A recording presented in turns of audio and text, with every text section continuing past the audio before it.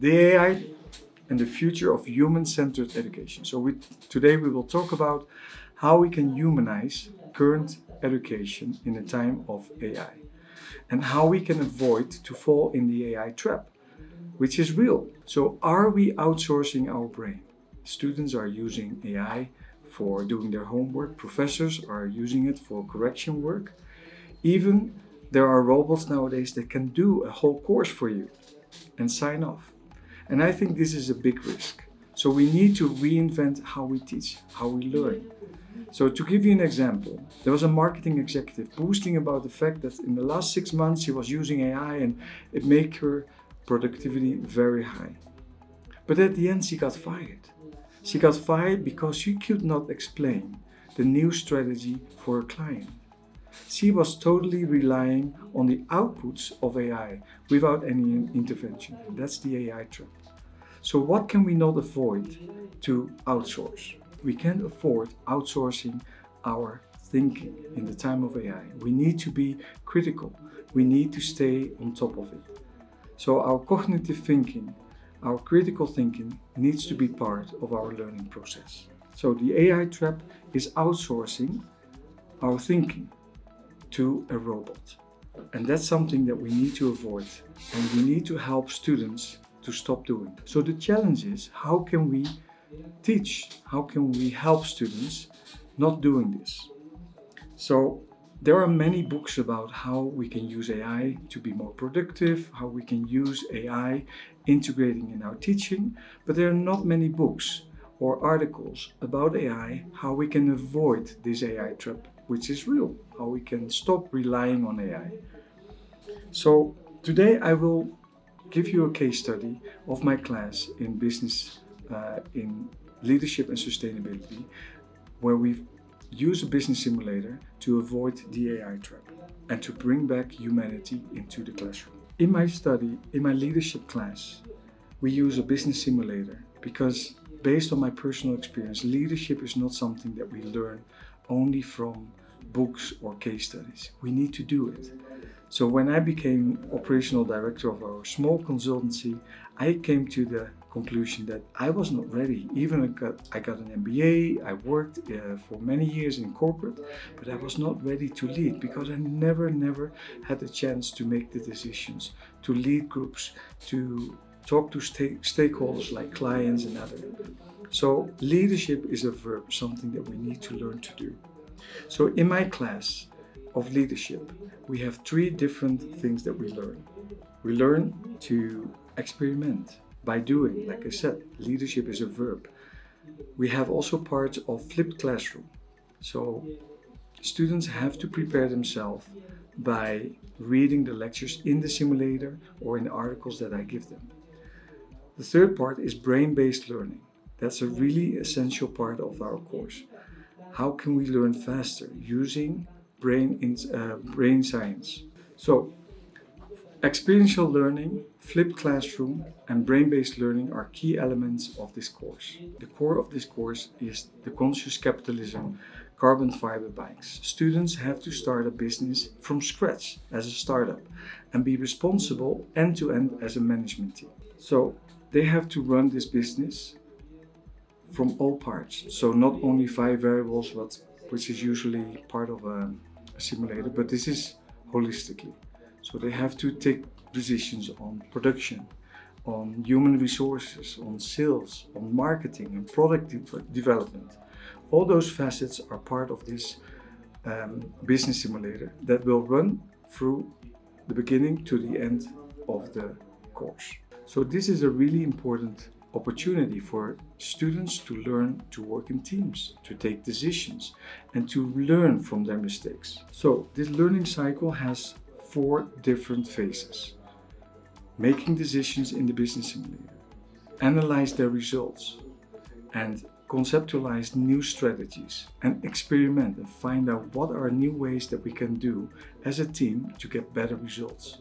So all the results that they have in the business simulators are captured in the balanced scorecard, where we see how their decisions on the different parts of the business simulator are helping them to get better performance. So it's impossible for one person to take all the decisions.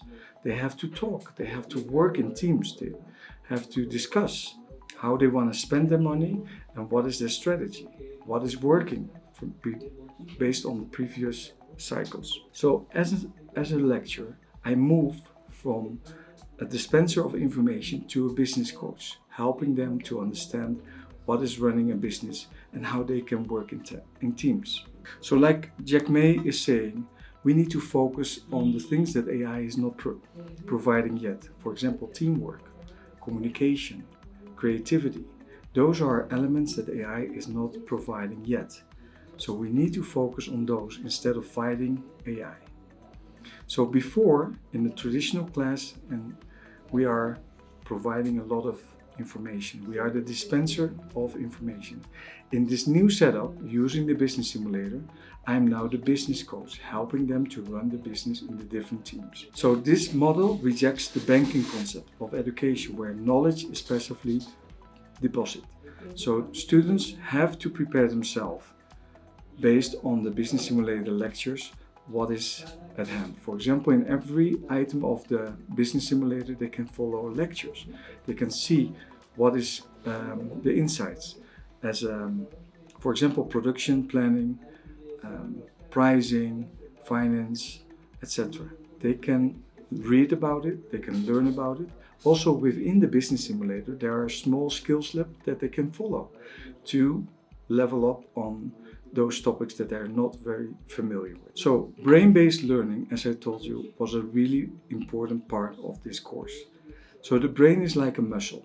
It's strengthened with use and efforts. And we use the principles in brain-based learning to help the students to understand or learn faster. So the brain-based learning principles are emotions. In our brain, we don't need to recover or to memorize a good moment that we had in life. We have this capacity that if we have a good moment with someone, we don't have to say, okay, let's memorize this amazing moment. No, it's already in our brain. Another principle is that we need to use our senses. If we touch something, if we smell something, it's automatically registered in our brain. The third principle is repetition. So within the business simulator, from start to the sixth round, it's getting more and more complex over time. It's not instantly really complex, but over time it's getting more and more complex. So repetition is that we have a foundation, but we add more complexity over time. Creation, we create stuff. So for example, in the business simulator, they have to create bikes based on the needs and wants of the future customers.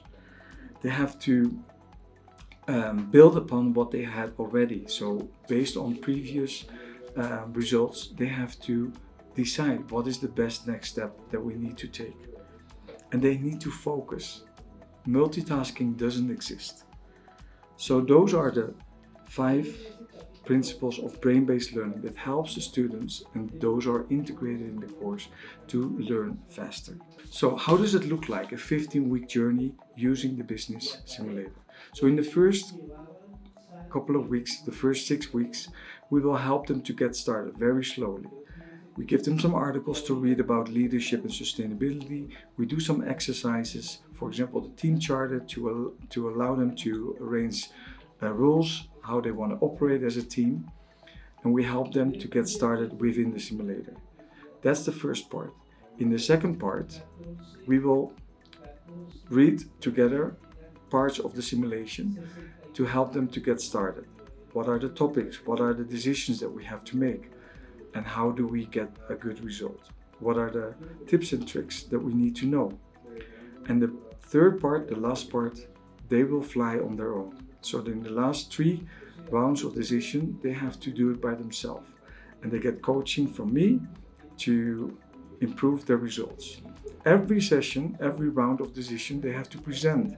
Because one thing that is really important for me is that they can explain why they choose, for example, opening a store in Rio and not in Bangalore, or why they choose a segment. What information did they use? What kind of discussion did they have within the team? This class, I always tell them, is harder than calculus, probability, and Matafin together. And the reason why this class is more hard is that you have to deal with humans. Today they work, tomorrow they don't. Today they respond very fast in your WhatsApp group, and tomorrow they don't. So working with people is the biggest challenge in my class.